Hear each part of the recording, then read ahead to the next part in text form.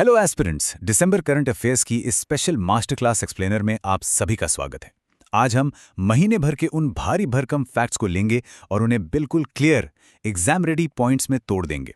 Prelims हो या mains, दोनों के लिए ये सेशन एक एब्सोल्यूट गेम चेंजर होने वाला है। तो चलिए बिना किसी देरी के शुरू करते हैं। देखिए, एक एस्पिरेंट की लाइफ में फोकस सबसे बड़ी चीज होती है। तो परंपरा को आगे बढ़ाते हुए हम अपने इस रिवीजन मॉड्यूल का आरंभ गायत्री मंत्र के साथ करेंगे। ओम भूर्भुवः स्वः तत्सवितुर्वरेण्यम भर्गो देवस्य धीमहि धियो यो न प्रचोदयात्। बस एक गहरी सांस लीजिए, माइंड को शांत कीजिए और इस डेटा हेवी रिवीजन के लिए खुद को पूरी तरह से तैयार कर लीजिए। जल्दी से देख लेते हैं आज हम क्या क्या कवर करने वाले हैं।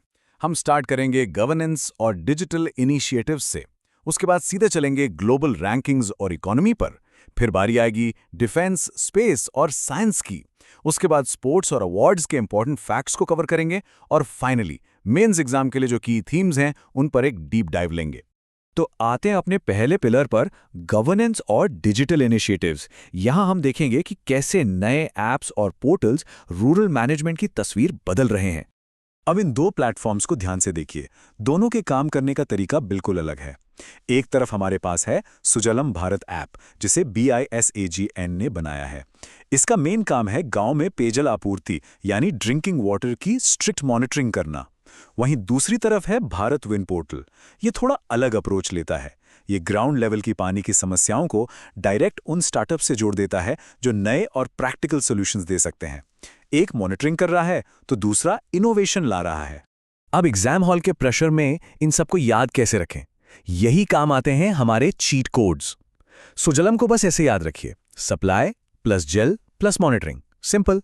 भारत विन का विन भूलना ही नहीं है, वाटर इनोवेशन नेटवर्क। और भाषणी प्लेटफॉर्म पर जो सभासार है ना, वो एक AI टूल है जिसका काम है AI की मदद से पंचायत मीटिंग्स की समरी बनाना, यानी सभा का सार। ये छोटी छोटी ट्रिक्स प्रीलिम्स में आपके मार्क्स बचा सकती हैं। आगे बढ़ते हैं हमारे दूसरे सेक्शन की तरफ, ग्लोबल रैंकिंग्स और इकोनॉमी। यहां हम दुनिया के मंच पर भारत की बढ़ती ताकत और सामने खड़ी चुनौतियों को समझेंगे। दोस्तों, ये आंकड़े सच में भारत की तेजी से बढ़ती पावर को दिखाते हैं। एशिया पावर इंडेक्स 2025 में भारत अब कॉन्फिडेंटली एक मेजर पावर बनकर तीसरे स्थान पर आ गया है। और सिर्फ यही नहीं, ग्लोबल AI वाइब्रेंसी इंडेक्स में भी, जहां आगे सिर्फ USA और चाइना है, भारत ने तीसरा स्थान हासिल कर लिया है। ये दोनों रैंक 3 वाले फैक्ट्स डेफिनेटली आपके नोट्स में बिल्कुल क्लियर होने चाहिए। एक और बढ़िया ट्रिक बताता हूं, DIN, डेनमार्क, आइसलैंड और नॉर्वे। ये तीनों देश women, peace and security index में बिल्कुल टॉप पर हैं। और इस इंडेक्स में भारत की रैंक 131 है, जो याद रखना काफी जरूरी है। खैर, थोड़ा टेस्टी फैक्ट भी ले लेते हैं। टेस्ट एटलस की एक रिपोर्ट आई है, और क्या आपको पता है, मुंबई अकेला ऐसा भारतीय शहर है जिसने दुनिया की टॉप 5 फूड सिटीज में अपनी जगह बनाई है। प्राउड मोमेंट है ना? लेकिन जब हम आर्थिक पैमाने पर देखते हैं तो तस्वीर थोड़ी सीरियस हो जाती है। वर्ल्ड इनइक्वालिटी रिपोर्ट 2026 एक बहुत ही गहरी असमानता को उजागर करती है। जरा सोचिए, आबादी का एक छोटा सा हिस्सा, टॉप के सिर्फ 10% लोग देश की पूरी दौलत का 58% हिस्सा कंट्रोल कर रहे हैं। वहीं दूसरी तरफ बॉटम 50% आबादी के पास मिलाकर सिर्फ 15% वेल्थ है। ये आंकड़ा सिर्फ एक नंबर नहीं है, ये सोसाइटी की इनइक्वालिटी को समझने के लिए एक बहुत बड़ा और इंपॉर्टेंट मार्कर है। अब शिफ्ट करते हैं अपने तीसरे टॉपिक पर, डिफेंस, स्पेस और साइंस। इस महीने इस सेक्टर में कुछ कमाल के माइलस्टोन्स अचीव हुए हैं। एक साथ देखिए कितनी सारी साइंटिफिक डेवलपमेंट्स हो रही हैं। दिसंबर में हमारे मंगलयान ने आकाश में अपने सफल संचालन के 10 पूरे कर लिए, जो सच में एक बहुत बड़ी अचीवमेंट है। बिल्कुल उसी समय चाइना ने दुनिया का पहला 4th जनरेशन न्यूक्लियर रिएक्टर चालू कर दिया है। और भारत की तरफ से एक और धमाका होने वाला है। हमारा एक्सपोसैट सैटेलाइट अपनी लॉन्च रेडीनेस की मंजिल पर पहुंच चुका है।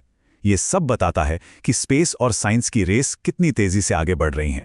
चलिए अब कुछ रैपिड फायर फैक्ट्स हो जाएं, क्योंकि मिलिट्री एक्सरसाइजेस पर से डायरेक्ट सवाल बन जाते हैं। याद रखिए, मालाबार एक्सरसाइज में इंडिया, US और जापान शामिल हैं। एक्यूवरिन इंडिया और मालदीव्स के बीच होती है। और गरुड़ा शक्ति इंडिया और इंडोनेशिया की संयुक्त एक्सरसाइज है। और हाँ, टेक फील्ड में IIT मद्रास ने बिल्कुल कमाल कर दिया है। उन्होंने अमृत नाम की एक तकनीक बनाई है जो पानी से आर्सेनिक हटाने का एक शानदार इंटायरली इंडिजिनसली डेवलप्ड सॉल्यूशन है। आते हैं चौथे सेक्शन पर, स्पोर्ट्स, अवार्ड्स और ऑनर्स। यहां हम बात करेंगे महीने के कुछ सबसे बड़े कल्चरल और एथलेटिक रिकॉर्ड्स की। ध्यान दीजिए, 3 अलग फील्ड्स के ये सबसे बड़े सम्मान एग्जाम के लिए एब्सोल्यूट गोल्ड हैं।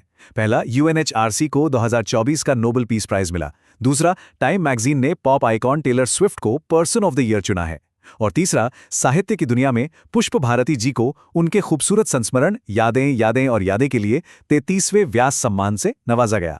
ये तीनों पॉइंट्स एमसीक्यूज के लिए हाई प्रोबेबिलिटी मार्कर्स हैं। क्रिकेट फैंस को तो ये ऑलरेडी पता होगा, पर फिर भी एग्जाम के लिए इन टाइटल्स को एकदम पक्का कर लीजिए। एक है हमारे सेंचुरी किंग विराट कोहली, जिन्होंने सबसे ज्यादा ओडीआई सेंचुरीज लगाने का ऐतिहासिक रिकॉर्ड बनाया है। और दूसरे हैं सिक्सर किंग रोहित शर्मा, जिन्होंने सबसे ज्यादा ओडीआई सिक्सेस का खिताब हासिल किया है।